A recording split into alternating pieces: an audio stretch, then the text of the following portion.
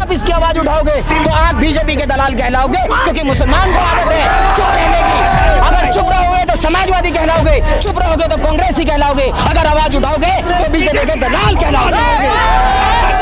कौम को सबसे ज्यादा अगर उत्तर प्रदेश के अंदर मुसलमानों को डुबाने का काम किया है तो वो इमरान प्रतापगढ़ी ने किया है। अखिलेश यादव के चरित्र में कमी है, इसलिए मुसलमानों से गठबंधन नहीं करना चाहता। इस बीजेपी से विकास पैदा नहीं हुआ ना, हलक में हाथ डालकर विकास निकाल लेंगे, विकास हलक से पैदा करेंगे। तो हिस्सेदारी, अब तो हिस्सेदारी हमारा कायद शेर की तरह दहाड़कर हलक में हाथ डालकर अपना हिस्सा लेंगे इंशाल्लाह।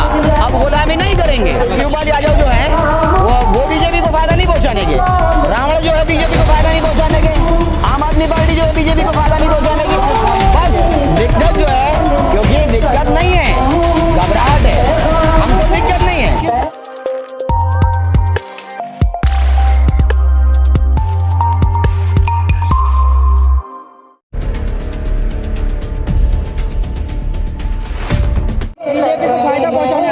हाँ, ये तो जरूर है कि हम बीजेपी को फायदा पहुंचाने आए हैं।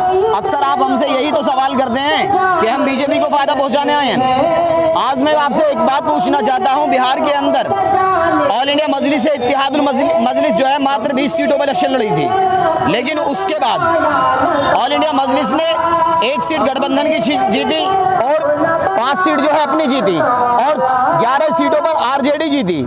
तो सर मैं आपसे पूछना चाहता हूं, 11 और 6 17 सीटें होती हैं, 17 सीटें बीजेपी से बाहर थी। बताइए, बिहार में हमने फायदा पहुंचाया और 1 सीट कैंसिल हुई, उसमें 1 सीट कैंसिल भी हुई, लेकिन कांग्रेस ने वहां पर 76 सीट लड़ी थी, 19 सीट जीती, 57 सीट हारी। तो आप ये बताइए, कांग्रेस ने फायदा पहुंचाया था बीजेपी को या हमने फायदा पहुंचाया था?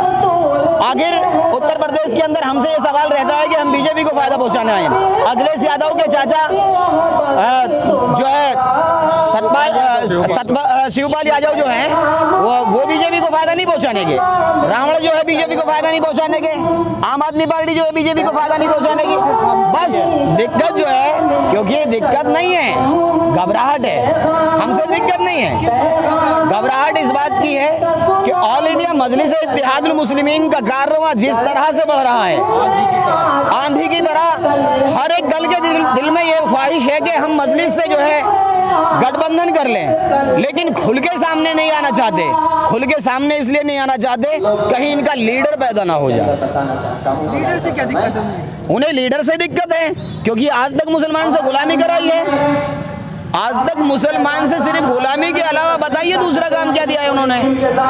सन 2013 में अखिलेश की सरकार में 38,000 भर्ती निकली, 40,000 भर्ती निकली, 38,000 यादव लगा, 160 मुसलमान नौकरी पे गए, जबकि 75% मुसलमानों ने समाजवादी को वोट दिया था।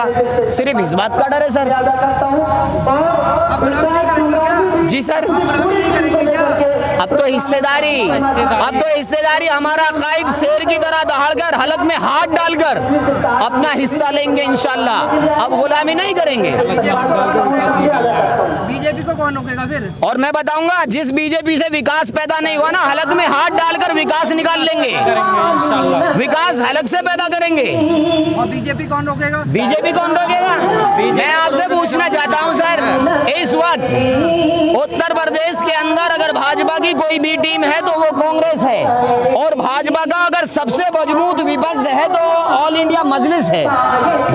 यहाँ उत्तर प्रदेश के अंदर सबसे मजबूत विपक्ष वो MIM पार्टी है, और जिससे सभी के अंदर खलबली मची हुई है।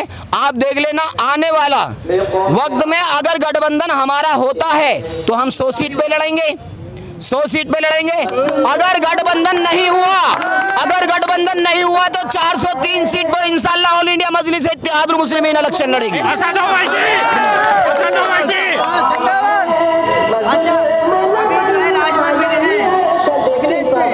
अच्छा, हाँ, ये बहुत अच्छा क्वेश्चन किया आपने। राजभर साहब के साथ में जो है 2% से भी कम वोट बैंक है, लेकिन अखिलेश यादव ने राजभर साहब से जो है गठबंधन कर लिया, लेकिन हमारे साथ मुसलमानों का जो वोट बैंक है वो 19% है। 19% वालों के साथ में गठबंधन नहीं करेंगे। जिनका 2% से भी कम वोट बैंक है उनसे गठबंधन करेंगे। तो मैं पूछना चाहता हूँ ये क्या मैसेज देना चाहते हैं? देखिए मेरे पैरों में देखिए मेरा जूता फटा है, मेरे पैरों में देखिए मेरा जूता फटा है, यानी मेरा ऊपर से नीचे तक देखिए। तो मेरे जो लिबास है इसमें कमी हो गई ना, इसमें कमी हो गई। मैं इसी बात को आज से कहना चाहता हूँ, अखिलेश यादव के चरित्र में कमी है, इसलिए मुसलमानों से गठबंधन नहीं करना चाहता। अभी पीछे एक शर्मा जी मरे थे, उनके घर पर पहुंच गए, वहां जाके 20 लाख रुपए वहां देने का वादा किया, एक सरकारी नौकरी देने का वादा किया। कल तौसीफ मरे हैं। मैं पूछना चाहता हूं अखिलेश यादव से, क्या गए उनके घर पर? कहाँ है वो ट्वीट जो हर एक मिनट पे होता है? जी इमरान प्रतापगढ़ी कह रहे हो माइनॉरिटी सेल जाएगा वहाँ। अच्छा, और वहाँ क्यों नहीं गया था माइनॉरिटी सेल? शर्मा जी के घर पे क्यों नहीं गया था? मैं उन्हें इमरान प्रतापगढ़ी से पूछना चाहता हूँ। और इमरान प्रतापगढ़ी कौम को सबसे ज्यादा अगर उत्तर प्रदेश के अंदर मुसलमानों को डुबाने का काम किया है तो वो इमरान प्रतापगढ़ी ने किया है।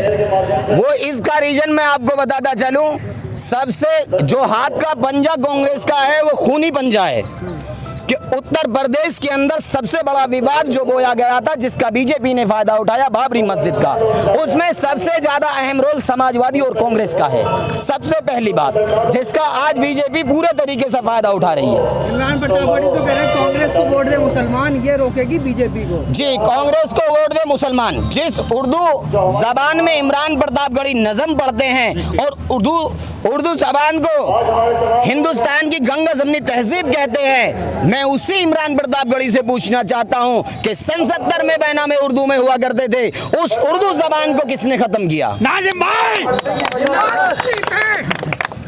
किसने खत्म किया? कांग्रेस ने खत्म किया साहब, आपके सामने।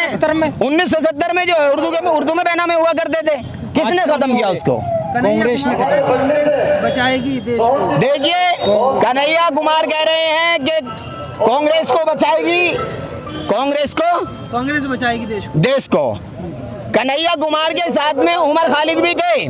वे कहाँ हैं आज? उमर खालिद तो जेल के अंदर, और कन्हैया कुमार बन गए हैं नेता। बहुत बढ़िया। ये काम है हिंदुस्तान का। अब नहीं चलेगा। देखिए मैं आपसे एक बात कहना चाहता हूँ, अखिलेश यादव के लिए, राहुल गांधी के लिए, इमरान प्रतापगढ़ी के लिए अब तक मुसलमानों के नेताओं को टारगेट किया गया था। उस जख्म को मुसलमानों ने सहन कर लिया, लेकिन अब क्या हो रहा है, मौलाना कलीम सिद्दीकी साहब को जो है जेल में अभी फिलहाल में डाला गया है। अब तो हमारे उलेमाओं को टारगेट करने लगे, अब बर्दाश्त नहीं होगा। अब हम अपना कायद आ गया। जी सर। और अब जो है जब हमारे उलेमाए इकराम को पे अगर जुल्म होगा तो वो बर्दाश्त नहीं किया जाएगा।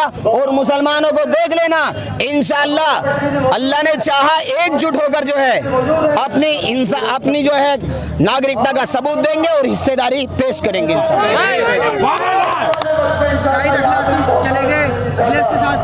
देखिए शाहिद अखलाक चले गए अखिलेश के साथ। आपने बहुत ही अच्छा वर्ड पूछा मुझसे। अभी कहना है शाहिद अखलाक ना तो अभी गए हैं, और शाहिद अखलाक अगर अखिलेश के साथ जाते हैं तो हमारे यहाँ के जो लीडर शाहिद मंजूर साहब हैं वो खतरे में हैं।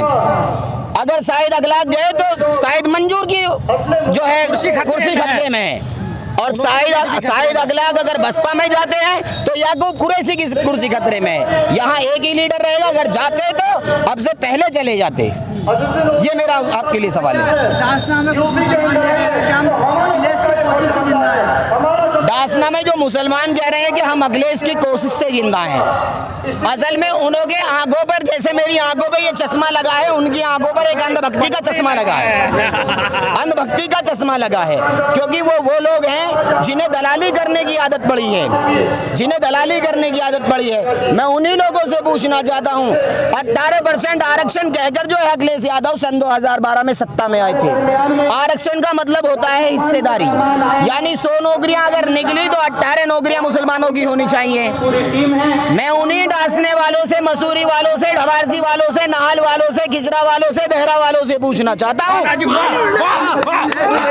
कि कितने नौकरियों पे उनके गांव के लोग गए हैं। अखिलेश यादव के राज में 75% मुसलमानों ने वोट दिया था और उनके गांव से कितने लोग नौकरियों पे लगे, जरा पूछना चाहूंगा। आसिम आजमी कह रहे हैं अखिलेश में एक कमी बता दो मैं छोड़ दूंगा सपा। अखिलेश में एक कमी बता दो। अखिलेश में सबसे बड़ी कमी ये है, एक तबरेज अंसारी को खम्भे से बांधकर लाठी डंडे कंकर मारकर हलाक कर दिया गया।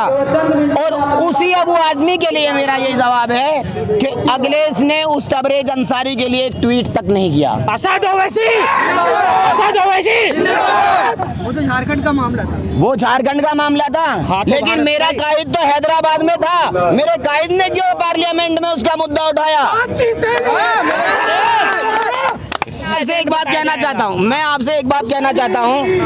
अभी कल मैंने एक वीडियो देखी थी ट्रेन के अंदर। एक औरत एक मुसलमान को, एक अल्लाह वाले को जो है थप्पड़ों के साथ में पीट रही थी, लेकिन एक साहब ने उसको जो है शेयर किया ग्रुप में।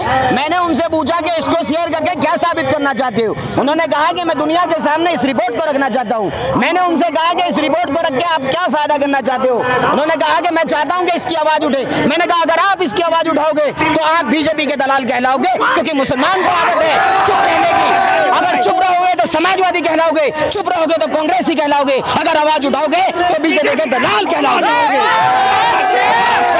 आप बीजेपी के एजेंट कहलाना पसंद करते हैं? कौन? जी हाँ, अगर हमें हमारी कौम की आवाज उठाने के लिए मेरे रहबर को अगर बीजेपी का एजेंट कहा जाए तो मेरी कौम मंजूर करेगी उसको। लेकिन हम अपने बीजेपी का हम अपने रहबर को इसी तरह से आसमान को बुलंदियों को छूना देखना पसंद करेंगे।